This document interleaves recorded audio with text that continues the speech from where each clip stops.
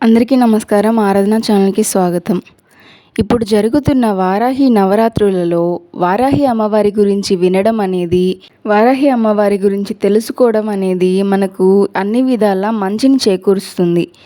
ఇదివరకు పెట్టిన వీడియోలో అమ్మవారి వైభవం గురించి తెలియజేశాను. ఎవరైనా చూడకపోతే కమెంట్లో పిన్ చేస్తాను, వెళ్ళి చూడండి. ఈరోజు వీడియోలో వారాహి అమ్మవారి నవరాత్రి పూజ గురించి, అమ్మవారు దృష్టి దోషాలను ఎలా పోగొడతారు, విజయాలను ఎలా అందిస్తారు, వారాహి అమ్మవారి స్వరూపం మొదలగు విషయాల గురించి తెలుసుకుందాం. శ్రీ విద్యా సాంప్రదాయం ప్రకారం మనకు గల 4 ముఖ్య నవరాత్రులలో ఆషాఢంలో వచ్చే వారాహి నవరాత్రి ఒకటి. వారాహిదేవి లలితా పరభట్టారిక సేనాని అనగా దండనాయకి అని అర్థం. లలిత, రథగజ, తురగ సైన్య బలాలు అన్నీ వారాహి ఆధీనంలో ఉంటాయి. జూలై 6 నుంచి వారాహి నవరాత్రులు ప్రారంభమయ్యాయి. వారాహిదేవి లలిత పరభట్టారిక సేనాని గనుక దేవీ భాగవతం, మార్కండేయ పురాణం, వారాహ పురాణం వంటి పురాణాలలో అమ్మవారి ప్రసక్తి కనిపిస్తుంది. పూర్వం హిరణ్యాక్షుడనే రాక్షసుణ్ణి సంహరించి భూలోకాన్ని ఉద్ధరించిన విష్ణువు అవతారమే వారాహమూర్తి. ఆ వరాహమూర్తికి ఉన్న స్త్రీతత్వమే వారాహి అంటారు. ఈ సంవత్సరం వారాహి నవరాత్రులు జూలై 6న ప్రారంభమై జూలై 15వ తేదీలో ముగుస్తాయి. ఈ 9 రోజులు అమ్మవారిని ఒక్కో రోజు ఒక్కో అలంకారంతో పూజించి ఆరాధిస్తారు. చివరిలో జరిగే వారాహిదేవి ఊరేగింపు ఉత్సవాలు అత్యంత వైభవంగా జరుగుతాయి.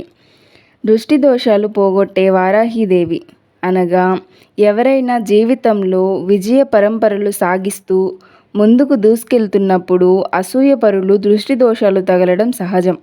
అలాంటి దృష్టి దోషాలు, నరఘోష, మానసిక వ్యాధులు, సమస్యలు, పిశాచ పీడ, భయాలు వంటివి తొలగిపోవడానికి వారాహిమాత పూజ చాలా విశిష్టమైనది. విజయాలను అందించే వారాహి అనగా వారాహిదేవిని పూజించడం, వారాహి నవరాత్రులు చేయడం వలన మనకు చేసే పనుల్లో అభివృద్ధి కలిగి సమాజంలో కీర్తి, గుర్తింపు పొందవచ్చు. అలాగే అనుకున్నది అనుకున్నట్లుగా జరిగి విజయకేతనం ఎగరవేయాలంటే వారాహిదేవిని ఆశ్రయిస్తే సత్ఫలితాలు ఉంటాయని పెద్దలు, గురువులు చెబుతున్నారు. వారాహి స్వరూపం.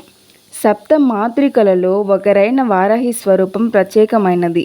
వారాహి అనగా భూదేవి అనగా ధాన్యలక్ష్మి. ఈ తల్లి తన చేతుల్లో నాగలి, రోకలి ధరించి ఉంటుంది. వీటిల్లోని ఆంతర్యం ఏమిటంటే, ఎలాగైతే రోకలి ధాన్యం నుంచి పొట్టును వేరు చేస్తుందో అలాగే ఈ తల్లి కూడా మన జన్మాంతరాల్లో చేసిన కర్మలను మన నుంచి వేరు చేస్తుంది. దుక్కి దున్నడానికి, భూమిని పదును పెట్టడానికి నాగలిని వాడినట్లుగా వారాహిదేవి కూడా మన బుద్ధిని సన్మార్గం వైపు వెళ్ళేలా ప్రేరణ చేస్తుంది. ఆషాఢంలో వారాహి ఆరాధన ప్రత్యేకం ఇందుకే. ప్రాణ సంరక్షణగా ఆజ్ఞాచక్రంలో నివసించే ఈ తల్లిని ఆషాఢంలో ఆరాధించడం వెనుక ఓ విశేషం ఉంది. వర్ష ఋతువు ఆరంభంలో వచ్చే ఆషాఢ మాసంలో రైతులు భూమిలో విత్తనాలు చల్లడానికి తయారవుతారు.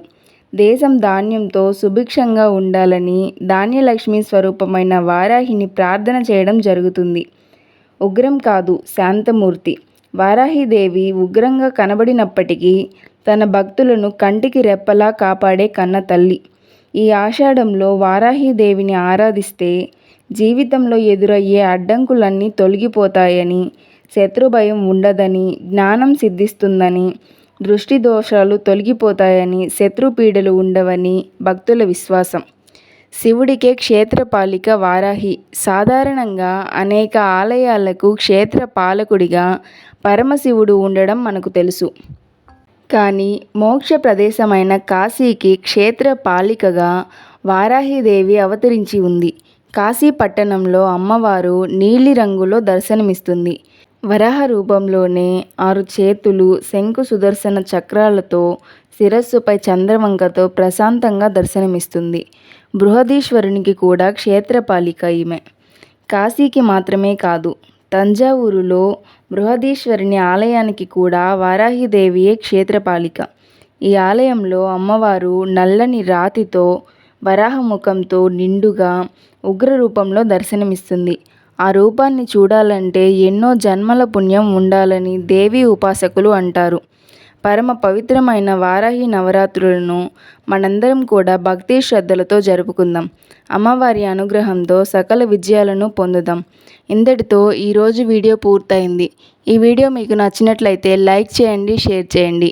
ఇలాంటి మరిన్ని వీడియోల కోసం మన ఛానల్ని సబ్స్క్రైబ్ చేయండి.